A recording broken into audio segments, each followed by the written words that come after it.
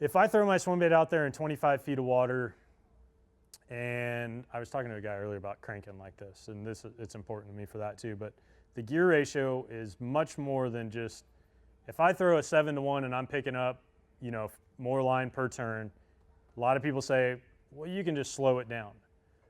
What happens for me in that situation is I can't, if I'm reeling this fast, I can feel that bait on the tip of the rod. It's staying down in the strike zone, and you know, the momentum of the bait coming towards me, this is gonna sound crazy, but the rod tip, the way it loads up when it's out there by itself, is totally different than if I try and reel slow.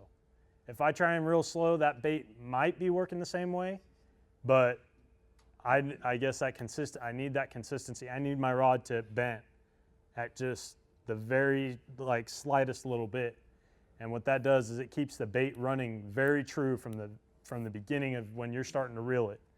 And the most important thing when you're fishing this bait, when we go back to how the fish track the bait and they find it and get behind it, is not just a consistent reel. When I'm reeling like this, I'll pop it and just give it a half a second and then keep it going. And probably 3 out of 4, you know, 7, 8 out of 10 times, my bite comes on one of those pops throughout the retrieve. So, you know, and if you watch Van Dam throw a crankbait, or anybody good throw some type of Brett Height throw a chatterbait, it's the same idea.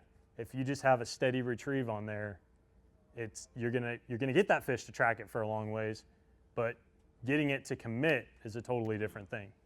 And so learning to just become second nature, that you just reel in and you just pop your rod, and I'll even pop the tip. And then when I start it again, I know I get that same retrieve going, my rod tip's bent, and I know everything's working perfectly. I don't have to sit there and slow, you know, and not get that feel that I'm looking for.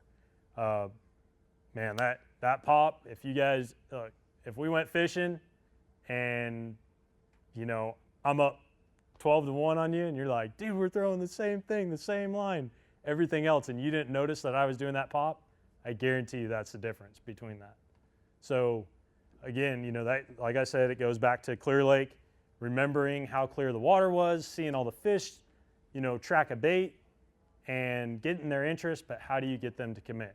And so if you can learn anything from this at all, learn for that, you know, that retrieve to be inconsistent as far as that popping, you know, just, and I'll do it like, you know, if I was reeling and getting it going, maybe 10, 15, 20 feet, first pop. I'll probably pop it 3 times throughout the retrieve.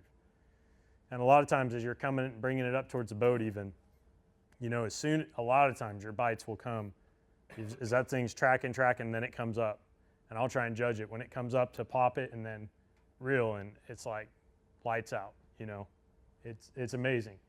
And I was fishing right next to Jacob Porosnik at Lake Fork this last year, and I promise you, I caught 10 or 11 or 12, and he hadn't caught a single one.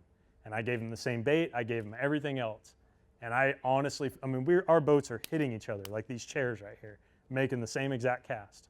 And I guarantee you that was the difference, you know, over me catching them. And I didn't tell him until after the tournament, but I was hooking him up with all this stuff. You know, I can't sit there and tell him right then, but anyway.